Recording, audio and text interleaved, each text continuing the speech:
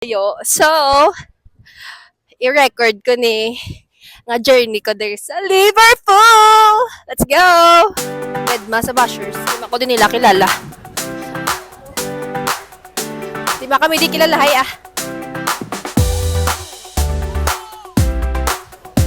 Wow!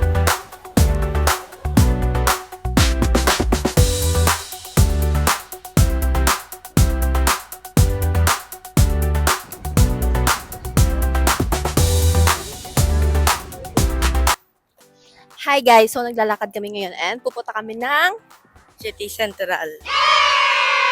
welcome sa aking first vlog, Inglaterra edition. Let's go! Since ito nga ang aking unang Inglaterra vlog, hindi pwedeng hindi puntahan ang City Central, the heart of Liverpool.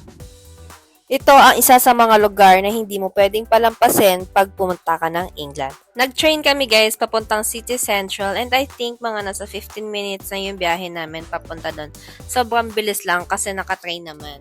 Ang ganda dito guys kasi yung ticket mo pag kumuha ka is unlimited siya the whole day. So yung kuya ko kumuha ng 4 tickets para sa akin, sa pamangkin ko and sa wife niya and of course sa kanya.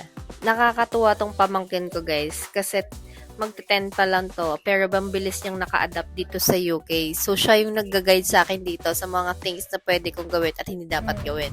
So, fast forward, nakasakay na kami ng train and nagmasisay ko lang guys, sobrang organized dito. Pero yun nga lang, dapat alam mo kung ano yung sasakyan mong train. Hindi pwedeng kung saan-saan ka lang sumakay kasi naka-specific talaga yung train na dapat mong sakyan papunta sa pupuntahan mo.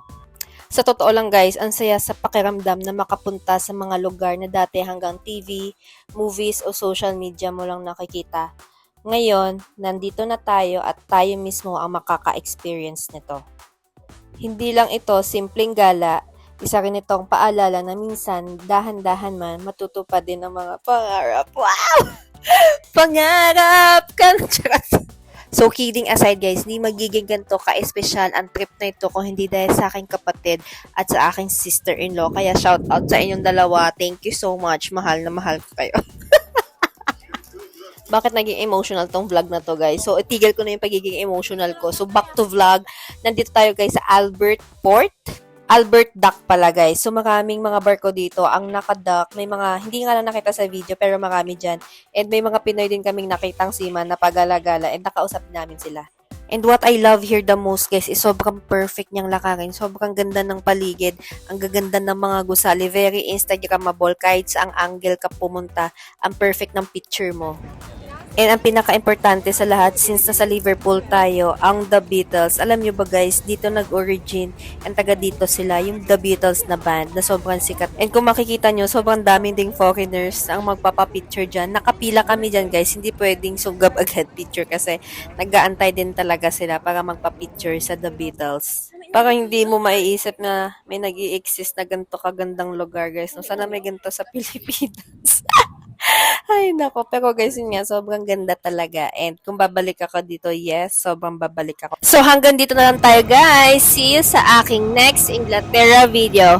Bye!